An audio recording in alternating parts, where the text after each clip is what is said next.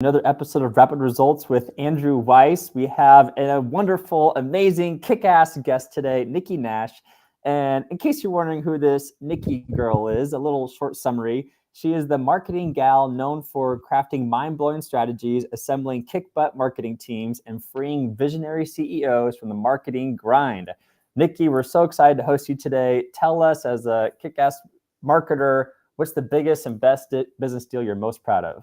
Ooh, well, thank you so much. I think the biggest and best deal was honestly bringing on, like when I started doing consulting, is bringing on like six-figure consulting deal, like my first one. It was uh, unexpected and exciting and helped me work with bigger companies as an entrepreneur.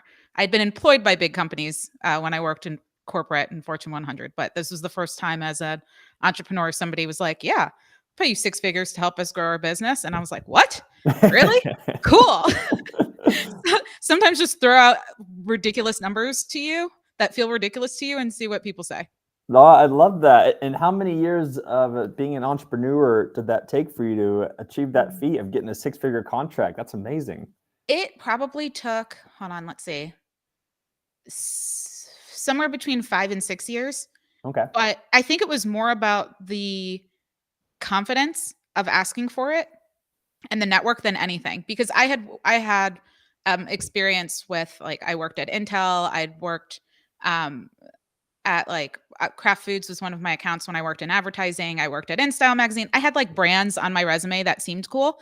And so I could position and market myself, but I never really had the confidence initially to just ask for what it is that I wanted. And it was one of those things where what they needed, I knew was going to require a lot of work and was going to feel almost full-time job-ish, even though I wasn't going to do it full-time. So I'm like, no, I want like a full-time salary if I'm Yeah. gonna help you this much. Oh, that is incredible. Well, congrats again on that. I know a lot of entrepreneurs and small business owners, they're like, geez, I wish I got six-figure contracts. So let's work a little bit backwards. Like, obviously, this is like one of your peak moments. You're at the top of the mountain. You're like, life is amazing. I'm incredible. Going backwards a little bit, what do most people get wrong when it comes to marketing in general? Ooh, I would say consistency and focus are probably the two biggest things. And what I mean by that is, from a consistency standpoint, and this happened to me, and it's like I had probably a at least 10-year career in marketing before I became an entrepreneur. And I got my first few clients and then was so focused on delivering to those clients that I forgot to keep marketing. So when the Mm, contracts were up, I didn't have warm leads to sell into like the next thing.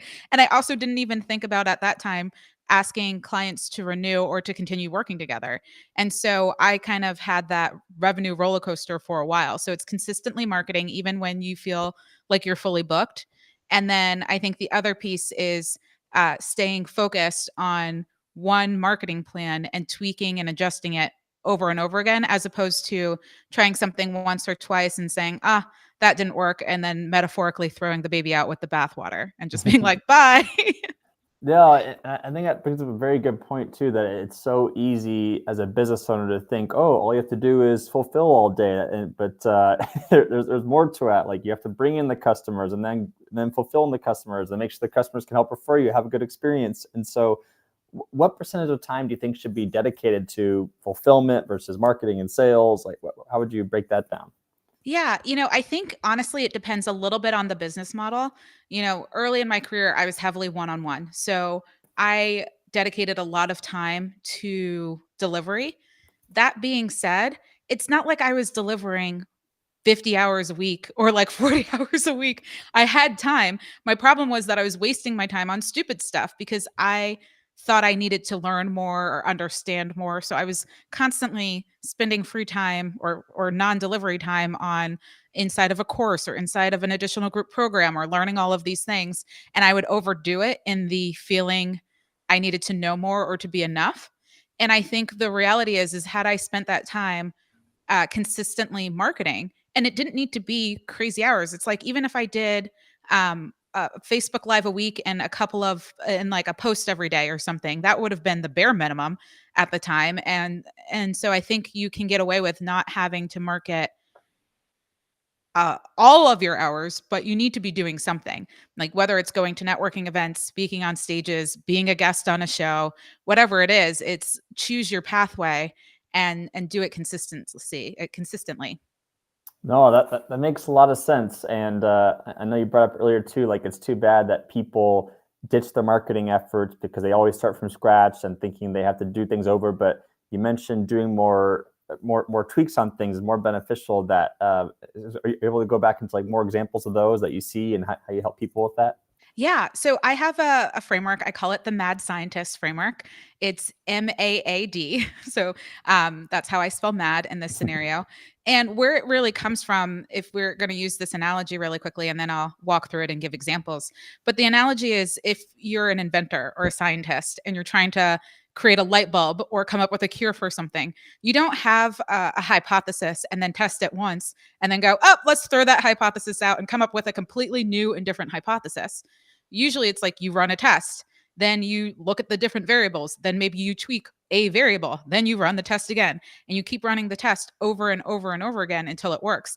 And the light bulb took like thousands of experiments just for like a piece of the light bulb, right? It's like not even the whole light bulb to work. It was just one piece of it to work. And most entrepreneurs, especially, I mean, I think it's in general, but especially when new, don't give things long enough. And so the Mad Scientist framework is that you make a plan, like you make that marketing strategy or that client acquisition strategy, and then you activate the plan. So you put it in action, and then you adjust the plan based on the results. So you actually have to track the results of like every little thing you do, look at it and make some adjustments, and then you do it again. And you just Mm. cycle through the do it again, adjust based off of the results, that part over and over and over again. And so that could look like I'm going to do a webinar to sell people into one on one coaching, right? And that's actually one of the things I did early on. And my big mistake was that I did a webinar. I had 3 people show up to the webinar. I think 2 of those people purchased actually, ended up What? becoming right. It's That's crazy. incredible. It's Yeah. crazy, right? Now I can say that's amazing, but my head was stuck on, oh my gosh, I didn't have a lot of people show up to the webinar. People must not want this webinar. Webinars aren't going to work for me. And then I never did that webinar again. And I'm like, well, that was dumb. Mm. Like, Yeah. and I can look back and say, well, Nick, that wasn't probably the best move.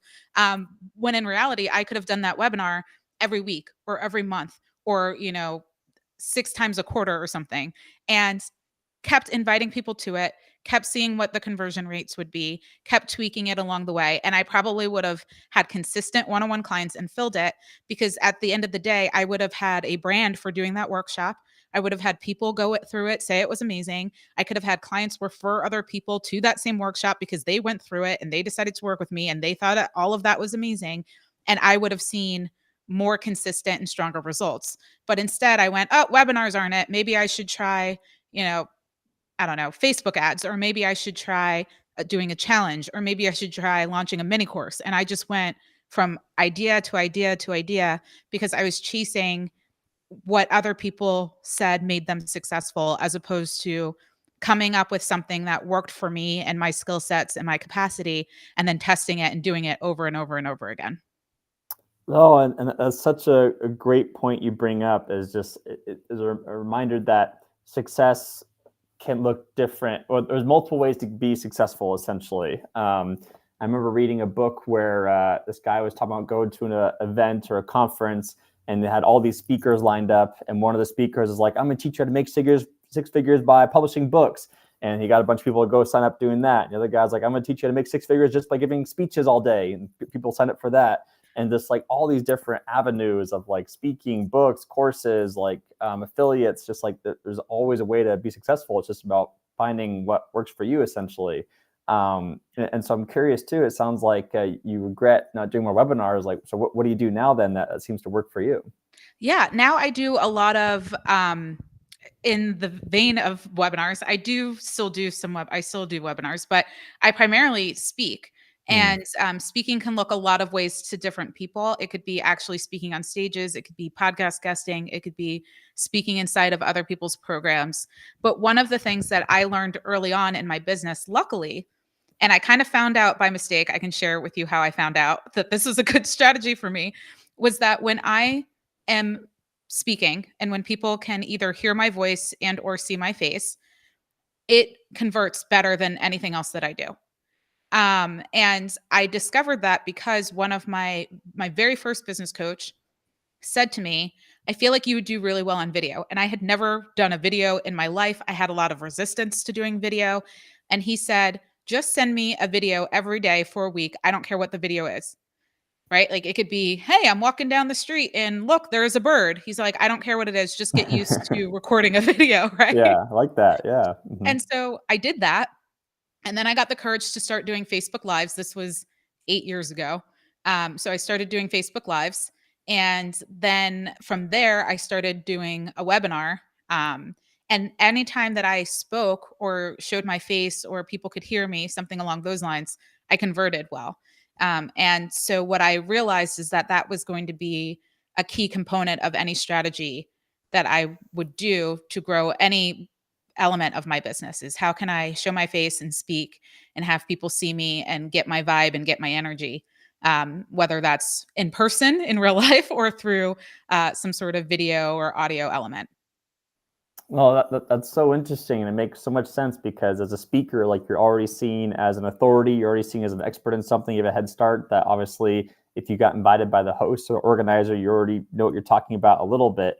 But I also know, yeah, people do make their full-time incomes just from speaking alone and not having clients. And so I'm curious, like, how much is is most of your business income dependent on your speaking opportunities, or is it mostly still on clients? I'm curious about that difference. Yeah, right now it's still primarily clients. While I have gotten paid to speak and I do get paid to speak, it's not usually my biggest focus. It's honestly because I haven't focused on it as much from a revenue stream, and it's primarily because I had a belief, right? I'm going to say it this way because I don't want anybody to hear what I'm about to say and hear that it's true because it's not true.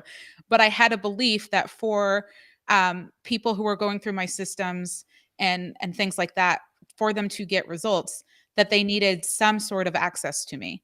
Mm, And if I was going to go on all these big stages and then try to sell something, I didn't have the capacity to do what I wanted to do with the level of involvement I thought I needed to have with my clients. yeah. And so I held myself back from trying to get on these huge stages because I was like, oh my gosh, I'm not gonna have the capacity to do anything. And then I resisted creating a course and I resisted doing larger group programs and all sorts of things. And I resisted that for a long time. That has since changed and my beliefs have changed around it. Yeah. But that's a big part of it, being fully transparent. Is definitely some beliefs that were holding me back from doing things differently. No, and that makes sense, and we definitely love talking about mindset and beliefs on the show, and just helping people overcome that. And one of my friends, JV Crum the third, he's in charge of Conscious Millionaire. He believes that success is 90% mindset and 10% skill. Mhm. And I'm like, oh man, that's a lot to grapple with. And so going into your own beliefs. So yeah, how do you overcome imposter syndrome, for example, as you're charging more for these services, building your business? How do you manage that? Yeah, I mean, I think a lot of it ends up coming from confidence, and I believe that people can be really confident in one area and not necessarily confident in other areas, and it could be in the same general area of life. Like I could be very confident in the delivery and that when people work with me, they can get results, but not confident that people will pay a certain amount for those results or for for working with me, right? And Mm, so I had to start learning how to borrow my belief and confidence um or beliefs that I had in other areas and apply it to certain parts of my life. Essentially it was a lot of self-talk, a lot of negotiating with my mind because I have a brain that is really good at making a strong case for something stupid and then having me believe it, right? So I had to yeah. learn yeah, I had to learn how to have conversations with myself I also invested in mindset coaching and have had support there. But what I found for me, the things that help the most is for me to, instead of just having a thought that's like, oh, I can't do that, or that doesn't make sense, or don't do that. Instead of just having the thought and then believing the thought, I really got into the habit of challenging it. Or if I would have a question like, oh, can I even do this? Instead of just going, can I do it and not answering it, I would sit there and answer the question like, can I do this?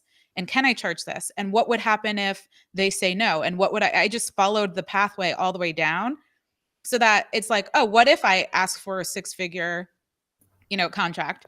What if they say no? Okay, well, then we can talk about taking things off the scope of work and reducing the cost. Or they could just say, forget you, Nikki. I never want to speak to you again. And I'll be like, all right, I Yeah. think I'll survive. Right. So, No, that's I love that way you approach things. Like rather than allowing our brains to say, "Can we do this?" or "What will happen if this happens?" rather than just like, oh, letting it be a passing thought, just like sitting there and writing things down and just like embracing it. Like that's brilliant. Did you read that in the book somewhere? Did you come up with that on your own? Like, no, how'd you come I across would that? love to say that I came up with that on my own and that I'm just so smart, but I had a coach, a mindset coach, Liz, who literally would say to me, "You ask a lot of questions. Do you ever answer them?" I was like, Yeah. "No." And she's like, "You might want to start answering those questions," because she would ask me like, "What was the thought that stopped you?" And I'd say, "Well, I was thinking this, and then I was wondering X, Y, and Z." And she's like, "Those are all questions. Did you answer any of them?" And I'm like, "No." And she said, "Well, let's answer it." And then I started answering the questions that I posed to myself and realized that the worst case scenario was never that bad. And I'm like, Mm-hmm. okay, so I can do this thing because worst case scenario, this is what's going to happen. And I know I can survive that. I know I can live with that. I know I can work through that. No, that's so cool, and just like, and obviously we're glad that they didn't say "forget you, Nikki," and that they did actually give you that six-figure payout. So that's super awesome and amazing. And what about? So would you say like that's? I've learned that like business is kind of, I guess life too is kind of like hitting different like milestones, and obviously you go up, you go back down, go back up again. Was that six-figure contract? Was that one of the first big like, oh my gosh, actually know what I'm doing as a business owner? I'm feeling more confident, feeling more powerful. Or what were some other milestones before or after that helped define you and your business? Yeah, I mean, I would love to say that that was the thing that gave me all my confidence, but it did not. I actually feel more Interesting. confident now than I have ever before. Nice. But before that contract, I got a book deal with Hay House, and certain things like that happened, which was awesome and fun and amazing. And to be able to bring a book to the world that I know can impact so many people. And uh, in a past life or in this life, I was an English major and I have wanted to write a book since I was probably a teenager. Wow. And yeah, so writing it was a lot of fun, and it's not your average marketing book. Like people who have read it are like, "Oh my gosh, you like tell stories and crack jokes and give analogies." And I'm like, "Yes," because it's the things that I taught for a decade. Like I taught this material for so long, and it was fun to put it in a way that um, was fun and engaging. So that gave me some confidence. The funny thing with the contract is that um, it was fun and exciting and like yay, but it also required so much of my time. And in all honesty, at the time, it was out of alignment with what I truly wanted to do, Mm, that it actually stopped me from doing certain things that I wanted to do in my business. And I lost some momentum and I lost some confidence in that because I wasn't selling the thing that I wanted to be selling. So was it great from a financial standpoint? Yes, it definitely was a nice addition to the money that I was bringing in from my business, but it also took me away from what I truly wanted to do. But at the same time, I learned a lot about how to negotiate, how to make offers, and some other things that I needed to do for my business. Plus, I learned how to guide and mentor and coach and consult uh, in team dynamics when you're not actually an employee of the team, which is very different. And so that mm. was a helpful skill as well. Yeah, let's talk about that for a little bit. Yeah, because obviously contracts are very big around the country, around the world, and leadership is always a tricky thing to navigate. So, how did you navigate people who quote unquote didn't have to listen to you because you weren't part of the team? Tell us more about that. Yeah, so part of it is luck on my general disposition because I don't know, I joke that it's a trait on my mom's side, but people just talk to me about like anything and I could be sitting in the corner reading a book by myself and somebody will come up and tell me their whole life story. Oh my So I gosh, think yeah. part of it helped that I was somebody on the outside that folks on a team felt that they could confide in and talk to. And so I kind of leveraged that general skill to navigate. Um, but at the highest level, you need to find a way to be respected and inside of a company, and also find out who influences whom.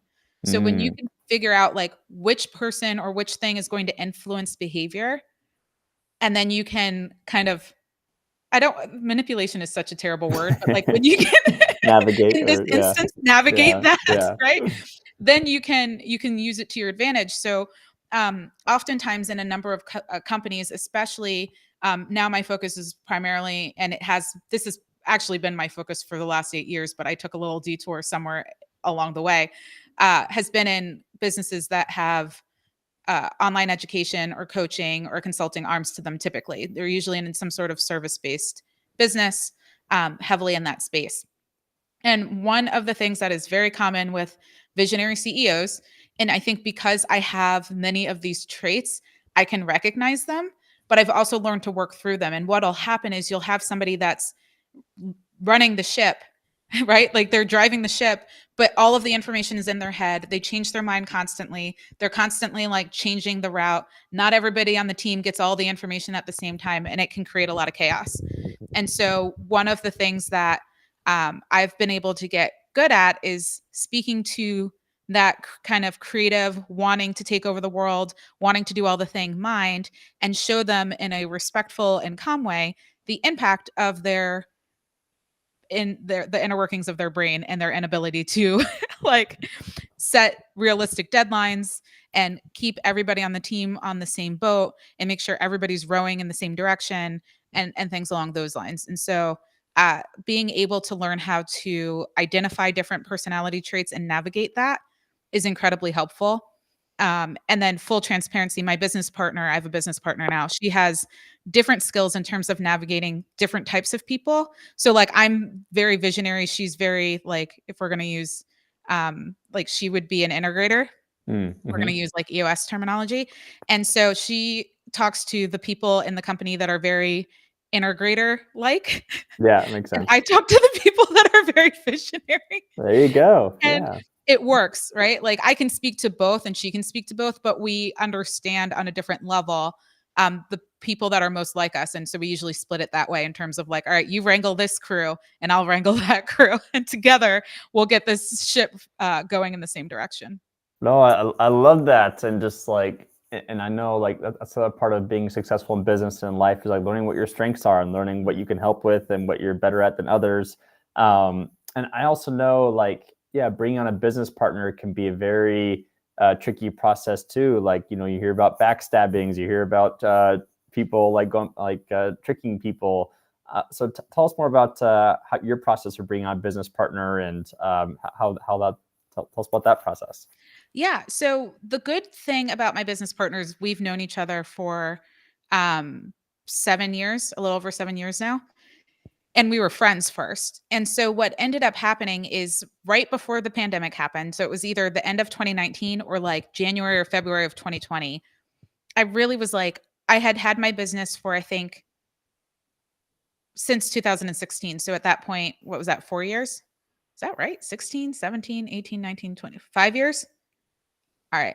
Somewhere between 4 and 5 years. Yeah. And while I had seen really great success, I was tired. I was burnt out. I wasn't as passionate about what I was doing. I had a book that I had to write because I already had the book deal at the time. And I kept thinking, what would be great is if I had a business partner and I wasn't doing this alone. And so I Mm. started just putting it out in the world that I was looking for a business partner. And I told my now business partner, I told some other friends that I had, and I just kind of let it sit out there in the world and be known. And then nothing ever came to be of it. Honestly, at that time, I thought I needed another marketing person, and I thought we were going to build some sort of marketing agency or something. And I was honestly looking for someone who had similar skills to me. I don't know why. I thought that was an important thing at the time. Um, but what ended up happening is 2 years later, Megan is my business partner. So I'll Mhm. just use her name. It makes life so much Yeah. easier. Yeah. Um, Megan had a group program and a mastermind, and she was doing a retreat for her mastermind, and she had a group call for her group coaching program at the same time. And so she asked me to run her group coaching call, and I said, "Of course." And so I was like, "I'll just make it on marketing, and I'll do hot seat coaching and some training, and it'll be great." So that week I did that. And then later that week, she's like, like, I feel like we would work well together because I have people always asking me marketing and sales and like all these client acquisition questions. And that's not her zone of genius, nor does she truly like it, though she has taught it in programs. Mhm. And she's like, what if we did something together where people need the whole customer journey? They need everything. And I focus on front end stuff and she focuses on delivery and back end stuff. And we said, yeah. So well, I said, why don't we just meet in person to figure this out? So she lived in Florida at the time. I lived in New Jersey at the time. So we met in North. Whoa. Yeah, That's a big trip to make. Yeah. big. Well, we met in North Carolina. So we met kind of in the middle Yeah. and had like a mini retreat. And we just rented an Airbnb, brought a bunch of post-it paper, like the big ones that like are huge, and just mapped out what it could look like to work together. And then she was like, "Do you want to be business partners?" And I'm like, "Yeah, let's be business partners." And so we agreed to be business partners, got an LLC, did all the things. And then after we had done all of this, she started reading books by Cameron Herold on business partnerships. On He has a whole organization on second in command.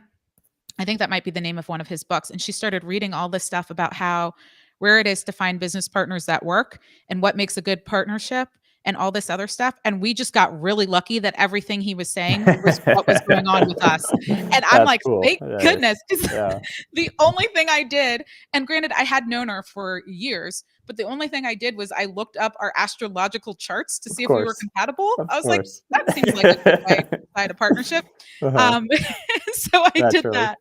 So the stars said it was good. Cameron Herold said it was a good idea via his content in his book. And so we got really lucky. Plus, we had done things together before. Our birthdays are 2 days apart. And for years, we would do this like, it's our birthday week Facebook Live series where we would just share what we thought was really important to know in the industry and share our biggest tips and stuff like that. So people had already seen us together.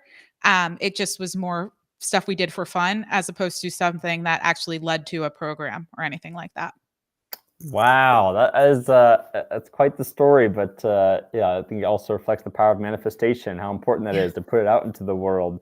And obviously, it's good that you guys were already friends, knew each other. But how did you decide on who gets the majority of the business? We're 50-50. Wow! Oh my gosh! Yeah, Yeah, so we're a 50-50 business, and it just really works out that the stuff that I'm really good at, she's not, and the stuff that and vice versa, and the stuff I don't like to do, she loves to do, and I'm like, "Thank goodness, this is working out really well." So we just got really lucky from that standpoint. Yeah. no, that's so awesome. So with that, let's start talking about attracting dream clients and bringing more dream clients into your realm. So, yeah, how can people be better about building their business and attracting more dream clients to work with? Yeah, I mean, I think there are a couple of things that end up being really important factors. And I think the biggest one is figuring out, and you mentioned this earlier, like what you're really good at. And to the point where it's like, hey, I could do this in my sleep. I might even undervalue it right now.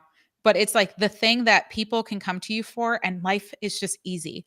And I Yeah. think for the longest time, I resisted what I was really good at because I knew people needed more than that.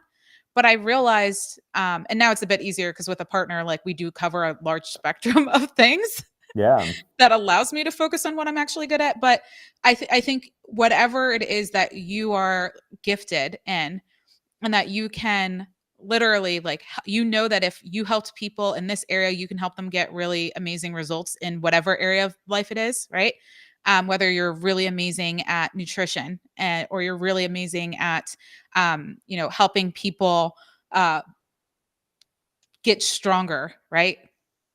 Whatever it is that you're amazing at, double down on that. In fact, triple, quadruple down on that and just focus on that. I think so often I'll speak to people who are like, well, I'm certified and trained and all this stuff in mindset coaching, but I'm teaching people in a group program how to get more clients through marketing and sales. And I'm like, do you know marketing and sales? And they're like, I mean, kinda. And I'm like, what are you doing? Yeah. Hmm.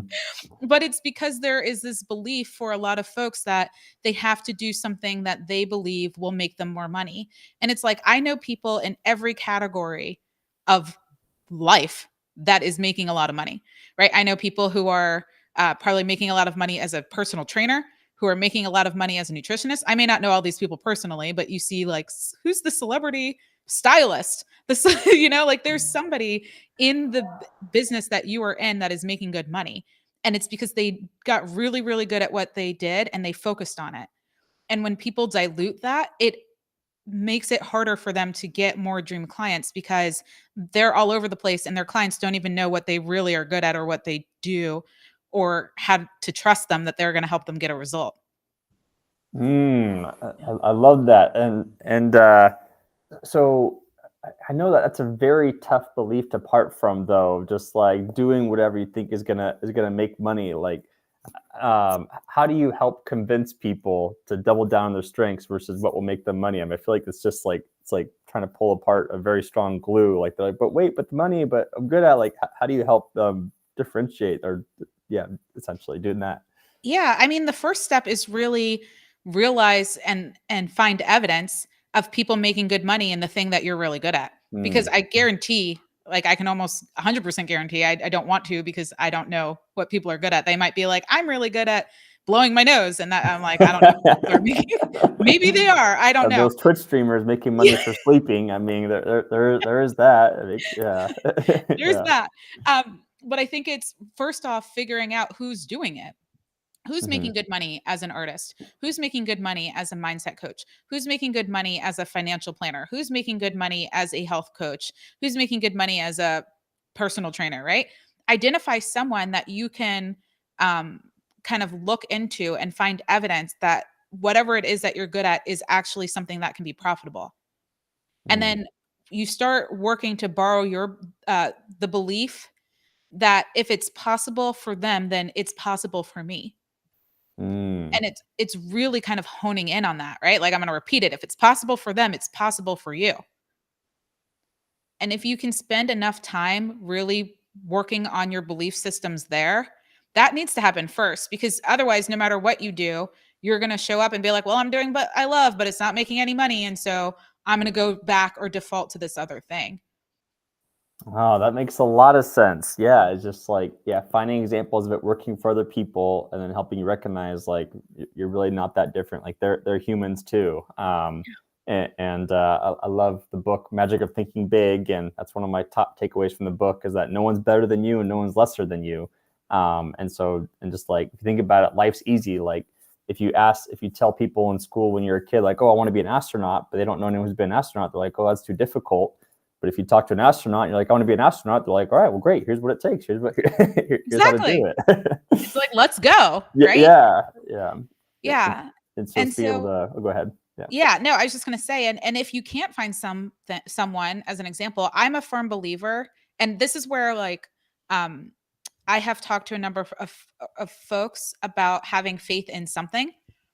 And like if you don't have a belief system that supports what you're trying to do, and I don't care what your belief system is, it makes it harder for me to coach people sometimes because my belief pattern is that if I had an idea, then it's possible, right? Like if even if it's never been done before, if I can't see it, I don't have any Mm, evidence, the pure fact that it was something that came into my mind means that it's possible because I believe that anything that's I mean, I may not want to do everything that comes into my mind, right? But it's possible. And so sometimes you just have to have blind faith and belief that it's going to happen. Like people ask me all the time, how'd you get a Hay House book deal? And I'm like, well, I can tell you the tactics, but honestly, it was blind delusional belief, because I had all the things that you're supposed to have before you get a book deal. I didn't have any of that. I just was delusional. And sometimes you need a little delusion in your life. If you can be a little delusional and believe blindly that what you want is possible and that it's going to happen for you, it'll get you so much further. I love that. Just the delusional belief until you make it come true, essentially. And I'm sure it helps too to have some marketing and skills knowledge about what it takes. Like I'm sure, like figure out how to find an agent and figure out how to pitch ideas and probably the outlines. Like I kid you not, I didn't do 90% of the stuff that you were supposed to do. I didn't have a book agent. I wrote my book proposal in 48 hours. It was like a whole list of things that it was like, this should not have happened. So delusion, blind, blind belief in delusion. No, that's so inspirational too. It's just like a friendly reminder as well that just like a focused, determined person can get ahead of someone who like has to take their time, follow step by step, just like. But you can just make quantum leaps. Be like, no, book deal. Let's make it happen. Boom, go, kind of thing. So that's very inspirational. And yeah, and speaking of inspirational too, I'm curious. So, what are some examples of like some of your favorite clients you've helped, to like taking them from A to B or 0 to 100? Tell us some of your favorite client stories. Yeah. I mean, what's funny is probably one that was incredibly recent is my fave, because she is a book coach and ghostwriter, and she has two small children under the age of 5. And she's very clear that like she only has, I think it was like maybe 20 hours a week that she can dedicate to her business. And we like mapped out the hours, and because she ghostwrites and other things, that also requires time to deliver. Like you can't just Yeah, be like, I'm marketing and selling. And so she was honestly trying to figure out if her dreams were even possible, right? Like, is it even possible for her in her mind to make the amount of money she wanted to make, knowing that she had to work significantly less?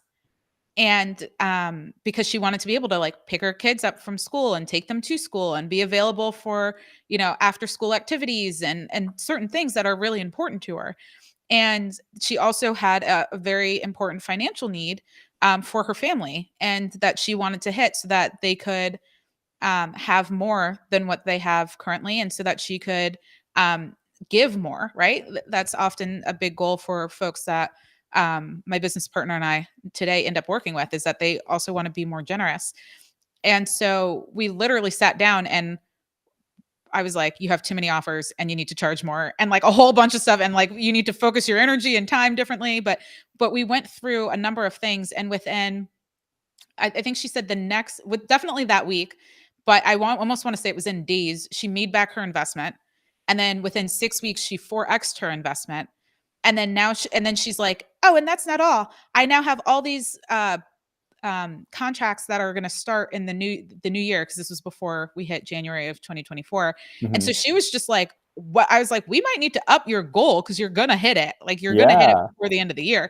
And what's so exciting for me with that is that she's able to do it knowing that she's not working weekends, she's not working nights, she's literally working, I think it's like 4 hours 5 days a week, or 5 hours 4 days a week. It's like not a lot of hours. But yeah. when you're able to be super focused and have a strategy and just go for it and keep it simple, so much magic can happen. And it wasn't like she had small goals. She had, I think, like multiple six, if not close to 7-figure goals, like multiple six-figure revenue goals. Wow. Oh my. Yeah. I don't want to It's, say 7, but it was definitely multiple 6. no, that's still really good. Is it a single mom or No, she has a husband, and he makes money, but okay. but I was curious. Yeah. yeah. So, but she wanted to be able to pay for certain things, Oh, and that is contribute so that. cool. And so do you only help people who already have an offer ready to go, or do you help people create offers as well? So both. When I started my business, I actually started with people who were just getting started. Those were my Hmm. first clients, Wow. and some of them still exist today. It's actually funny. I was just talking to one who I was like, "You were one of my first clients," and it Oh, doesn't feel like it was 8 years ago, but it was 8 yeah. years ago, Nice. and we're still talking. Um, but yeah, I still.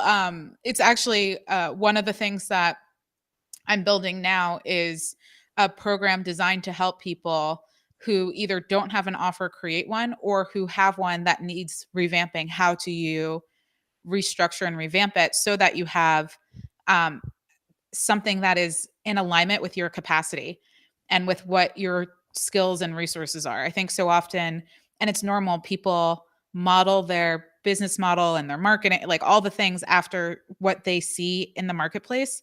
But at the end of the day, you need to create something that's in alignment with who you are, how you best show up, how much time you have, all that jazz. Otherwise, it's just not going to work long term.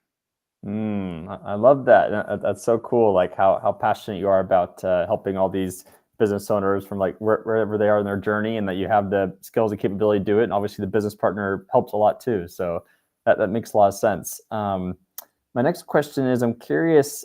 Obviously, for those who haven't listened to Nikki so far, she's like energetic, she's pumped up, she's excited to help all the time.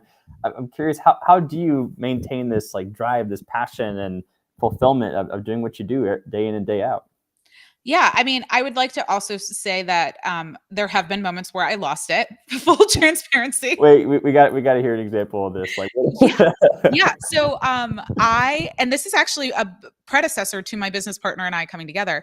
I in again that same timing, like 2019, 2020, I wanted to burn my business down. I was like, I'm over it.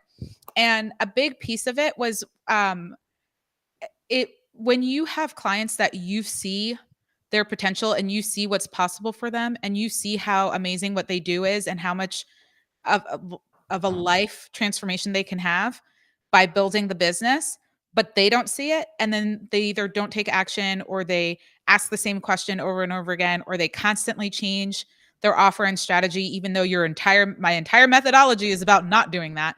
yeah. Sometimes you get a little frustrated and you're like, am I even helping people? Am I even impacting the world? Like, what am I doing here? And so I definitely got to a point, and I think it was 2021. Was it 2021? I have no, yeah, it was 2021. I started shutting down a number of my programs, and I was like, I don't know what I'm going to do, but I don't know if I can do this anymore. And it was very heavily dependent on, or because I wasn't sure if I could get people where I knew that they could get to. And I took so much personal responsibility, and honestly didn't encourage or ask or demand my clients to put in the same amount of personal responsibility, right? Like, I believe I'm 100% responsible for my part, but they're also 100% responsible for theirs. And so Mm, if I'm giving 100 and they're giving 50 or 40 or 25, it's not going to make a very balanced relationship. And sometimes you don't need all of your clients to be that way. Sometimes it's just like enough, like a handful, that make you start questioning if what you're doing is worth it, and if you even enjoy it anymore. And so that was honestly my experience. And I started shutting stuff down. and so yeah, that's so interesting, because I'm sure like yeah, we all kind of reach that breaking point, and so obviously it sounds like a business partner helps a lot with that. So yeah, now in the present day, how do you make sure that you give yourself grace and permission? Like he says, it just like knowing that you're doing your part, or how else do you make sure you stay fulfilled and passionate about everything? Yeah, I think it's really about communication. And Mm. so I joke. I mean, I don't really joke. It's true. And a lot of, for anybody who will ever read my book or listen to some of my content, I equate business to dating a lot. Naturally. Naturally. Mm. And I'm like, it's like any other relationship. It's about communication. And so I'm very upfront with people. It's like people will hear it before they work with me, before, like, a million times, while they're considering working with me, on the sales call, a million times, where I'm like, here's what I need from you in order for you to be successful in this program, for you to be successful in this way. And I'm now no longer afraid to kick people out of my programs if they're not a fit anymore. Wow. Oh my gosh. And like, that was probably the most empowering thing that has allowed me to stay in love with what I do. Because what happens is, what is the saying? It's like, one bad apple rottens the bunch, or something like Yeah. that. Hmm. It's like, that's what would happen. And so you have one person that's kind of creating a toxic environment in the program, and then it's messing with everybody else. And so I believe, as a leader of a program, you're responsible for the community. And so sometimes that means doing the hard stuff. And sometimes that means kicking somebody out and giving them their money back. Yeah. or some of their money back or whatever. It's just like, you got to go. And so I am no longer afraid to do that. And I'm lucky that my business partner is no longer afraid to do that. I would love to say that having a business partner made it easy off the jump, but she also burnt her stuff down, and we used to complain about it together. So That makes sense. Yeah. I don't know how helpful it was, but we both got to a point where we're like, yeah, like we'll just release people. And it's not a bad thing. It's like, we're releasing you, we're leaving you where you started. This just isn't the right fit. And we make that clear that we will do that in the beginning and make sure that it's in any contract. And so it's just kind of like, hey, this isn't working. It's okay. Goodbye with love.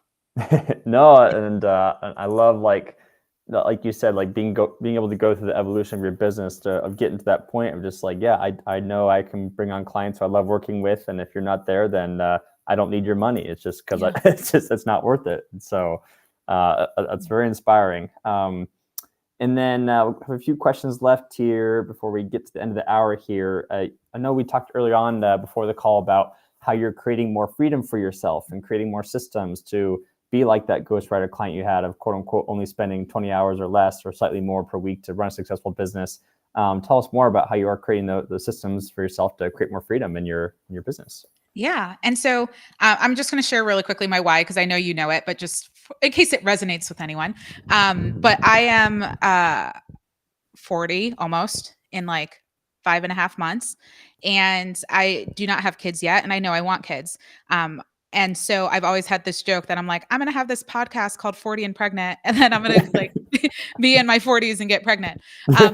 I'm really clear that I want kids. And I'm also very clear that, I will be an older parent. And because of that, I want to make sure that the time that my kids have with me is like really valuable and incredible. And I don't want to be glued or tied to a computer all day long. And right now, a lot of what my business partner and I do requires our time, right? Like we'll run retreats, we'll do group programs, we run VIP days. We have like multiple 8-figure companies that we do consulting projects for that require us to like travel and get all up in their business and meet with their team. And so it's very heavily us. And my business partner brought to me this idea of doing affiliate marketing. And I'm very familiar with affiliate marketing. I can talk to folks about it.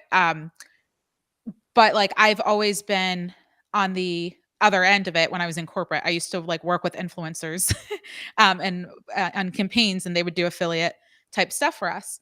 And her husband had mentioned to her like, hey, have you ever thought of doing like being an affiliate for some programs that you really believe in? One of our friends' wives is making all this money. And so a couple of things ended up happening. And this is very recent. Like I want to say it's like maybe 2 weeks in of having this mindset come through. But the mindset specifically was, why do I have to deliver everything in order to make money? Mm-hmm. And I was like, I don't. And so we started looking and going through this course around being an affiliate for other programs. And I'm doing it with her for 2 reasons. One is, yes, it would be cool to have affiliate money come in because I naturally recommend things anyway. So why not make a commission off of it? Yeah. But the other piece of it was I was like, wait a minute. I have been asked to make an online course that connects with my book that's all about helping people get more dream clients and building that marketing strategy and having a dialed in offer for years, right? And to the point where I actually have it mapped out, probably multiple times in a Google Drive folder, probably different Google folders with the same thing in it. I have drafts of slides. I even have a webinar that I could use to sell this thing and like haven't done anything, right? And so I was like, what if I literally created the course and then created an affiliate program to help people market and sell the course and give them like 30% or 35% or whatever percent, a good chunk of like a $2,000 course. And so that's currently what I'm doing in tandem. I'm not only looking at how I'm building up a affiliate brand in it of itself. I'll just tell people now it's called Affiliate Nick because I like the ring to it. And so it's Nice. NIK. It's going to have like a website. I already created like a whole guide on affiliate marketing because I've done it for a long time and helped other people build affiliate marketing programs. I just have never been the affiliate myself or hadn't been the affiliate myself. And so it's part affiliate income from that. And then also part building affiliate marketing as part of my own marketing strategy for my own personal brand products. And for me, it's like if I can make it a win-win where someone is making money referring folks to a course that they know will help people get results, and I'm delivering the course, and then I'm just doing Q&A, like the content and the modules exist, but I'm just doing Q&A a couple times a month. Like, why not? That's an amazing way for me to keep my income consistent and also growing without having to show up and deliver intensive things all the time and customize things all the time and heavily personalized things all the time. And so that's been something that I've been exploring and doing. And it just feels right, like kind of going back to mindset. I used to teach for a company called General Assembly. If anybody's familiar with them, Yeah. I taught, like, I was an OG teacher. Like, I Nice. taught in New York City, I taught in Boston, I taught virtually for years. And I actually created a lot of courses for them. Like, I created the how to build a six-figure coaching and consulting business. I created digital marketing boot camps. I created all this stuff for them. And essentially our contract was they licensed me as a teacher in my content, well, as long as I was still working there. So I have drives filled of courses that I have created for another company that I taught, that I own the intellectual property of. And I'm like, why don't I just repackage this and teach it specifically for my audience Yeah. in a new way? Like, I taught affiliate marketing. I'm like, I have all this content and I am not selling it. I'm not doing anything with it. It just felt Yeah. stupid. So my new mindset is you have all the ingredients, build a different type of cake, Yep. one that has creates more freedom and flexibility, and then you can still do whether it's group programs or consulting and things like that. But if you and when you need to, you can scale that back and still make good money to support your family or whatever it is that you want to do, or to create generational wealth, or to give, more generously. So that's where I'm at. No, I love that. Just like being better about having money work for you rather than having to work for money all the time. So that makes sense. 100%. And my super secret additional goal in life, it's not super secret. I actually tell people all the time. I don't know why I said it was super secret. But I want to invest in having multifamily real estate investment properties and have like cash flow producing, appreciating investment properties. And I want to be able to use affiliate marketing to invest in a certain number of properties this year, and then have like that money invest in something else that's making money, and so forth. And so I'm really into seeing how I can create generational wealth, but then also just be incredibly generous with the causes and things that mean a lot to me. I love that. I love that. Yeah. Well, let's see. We only have 2 questions left here, Nikki. And then, those who are listening in, definitely get your pen and paper. I'm sure you've been taking lots of notes because she just drops golden nugget after golden nugget. The last 2 questions: how can we contact you and get a hold of you if people want to learn more about you and connect with you? How can they do that? Yeah, so I am on a kick with DMing across all any platform that you are watching or that is your favorite. I'm at Nikki Nash Official on most of them except for LinkedIn, where I'm just Nikki Nash. But send me a DM. I leave voice memos. I write back. You can even DM me specifically, like 2024 growth, or just like growth, whatever is going to be easiest for you.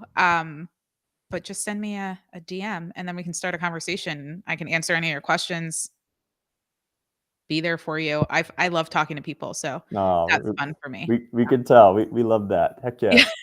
yes. And then what's the one takeaway you want someone to have with this talk today? Ooh, I was gonna say kiss. And for those of you who don't know, growing up, my grandmother said it to me all the time, which is keep it simple, stupid. Mhm. But I have changed it to either keep it simple, sister, or keep it simple, sir, I or like like that. Yeah. something more polite than stupid. More Um, nice. Yeah. but it's Yeah. it's the mantra that's so important. Just like keep stuff simple. The second you complicate things, it slows down growth, it slows down momentum. So keep things simple, simplify your offers, simplify your marketing, simplify your sales, simplify delivery, just simplify everything, and you'll see a better return. All right. I love it. Well, thank you again for coming on today, and thank you all for tuning in, and we'll see you all next time for our next episode of Rapid Results. Take care, everyone.